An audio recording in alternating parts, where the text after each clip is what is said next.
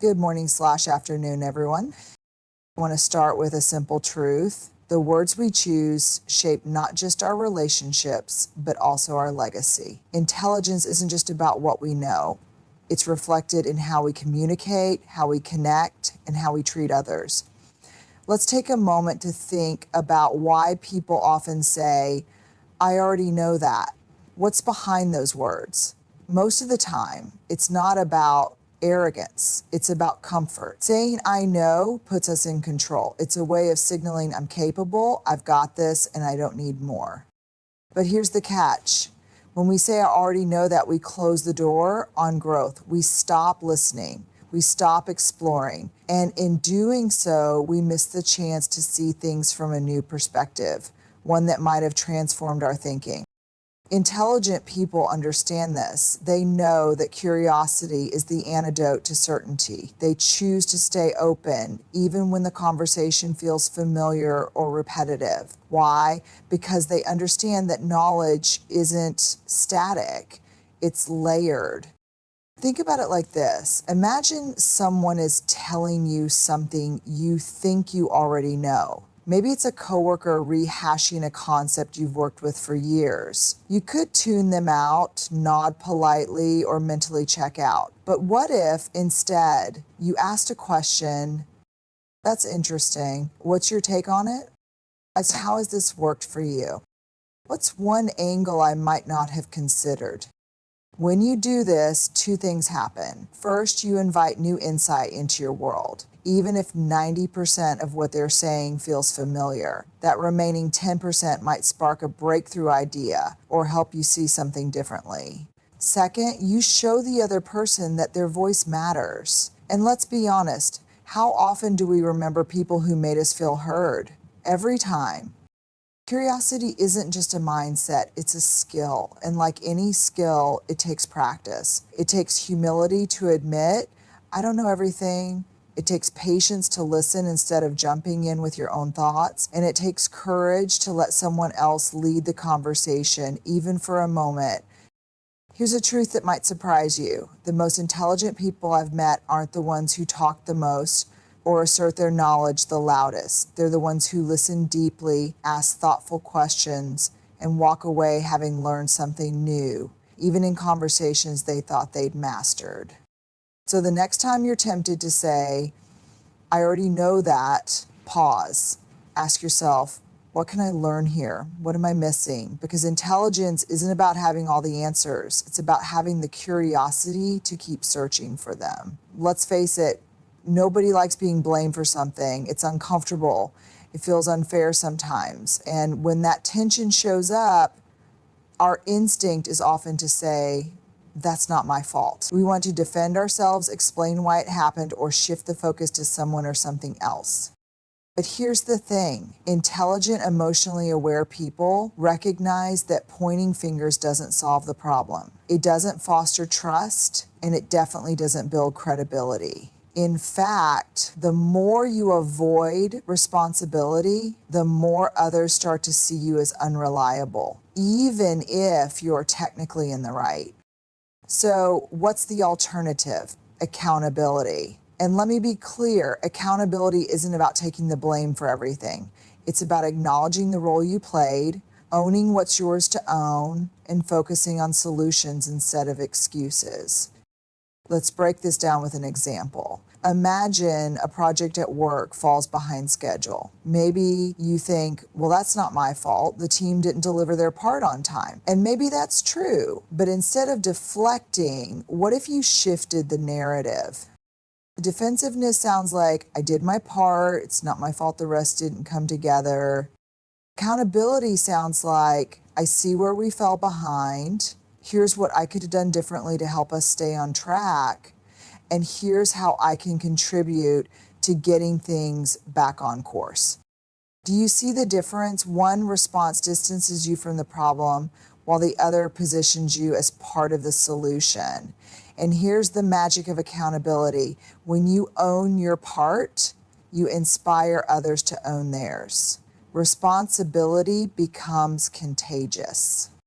There's another layer to this too. When we focus on accountability over defensiveness, we shift from a fixed mindset to a growth mindset. Instead of seeing mistakes as something to fear, we see them as opportunities to learn. Intelligent people understand that admitting a misstep doesn't make them weak, it makes them human. And that humility often strengthens their relationships and their reputation.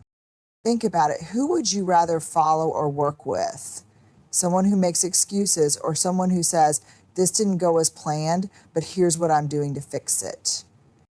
Now, let me clarify one important thing. Accountability doesn't mean taking responsibility for things that aren't within your control. It doesn't mean saying it's all on me when systemic issues or team dynamics are at play, but it does mean looking inward first, asking, what could I have done differently? What can I do now to help?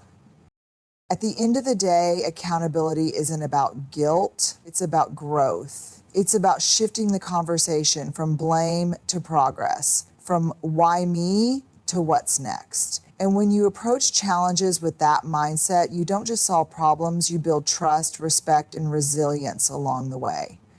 So the next time you're tempted to say, that's not my fault, pause, breathe, and ask yourself, what can I take responsibility for here? How can I move us forward? Because real intelligence isn't about being perfect, it's about being accountable.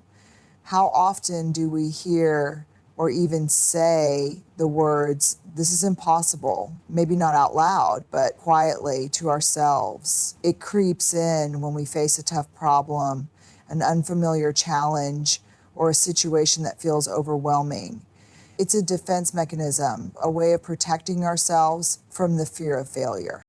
But here's the thing, the moment we say, this is impossible, we've already decided to stop trying. We've built a wall where a door could be. Intelligent people understand that while challenges may feel impossible in the moment, they rarely are. They know that impossible isn't a fact, it's a mindset. When you shift your thinking from limitation to openness, something remarkable happens. You begin to see possibilities, not just obstacles. You start asking better questions like, what can I do right now? Who can I turn to for help or advice? What's one small step I can take today to move forward? This kind of thinking changes everything. It transforms a closed mindset where solutions seem out of reach into a growth mindset where every challenge is an opportunity to learn and adapt.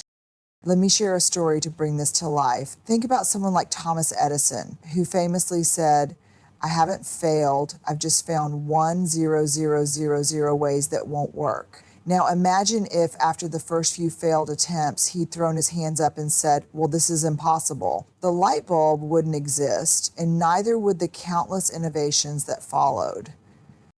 Edison's story teaches us something important. Impossibility is often just a lack of creativity, resources, or perspective. Intelligent people don't see failure as the end of the road. They see it as a stepping stone. They know that challenges aren't meant to stop us. They're meant to stretch us. Now, does this mean you'll never feel stuck or overwhelmed? Of course not. We all do.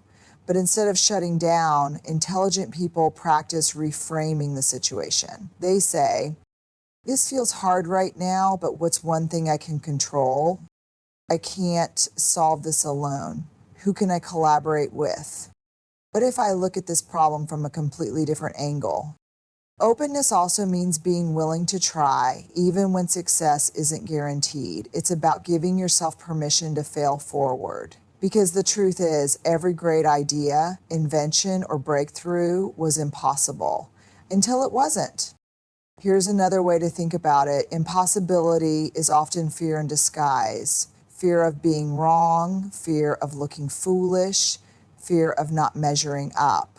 But intelligent people know that courage isn't the absence of fear. It's the decision to move forward despite it. So the next time you're tempted to say, this is impossible, I want you to pause.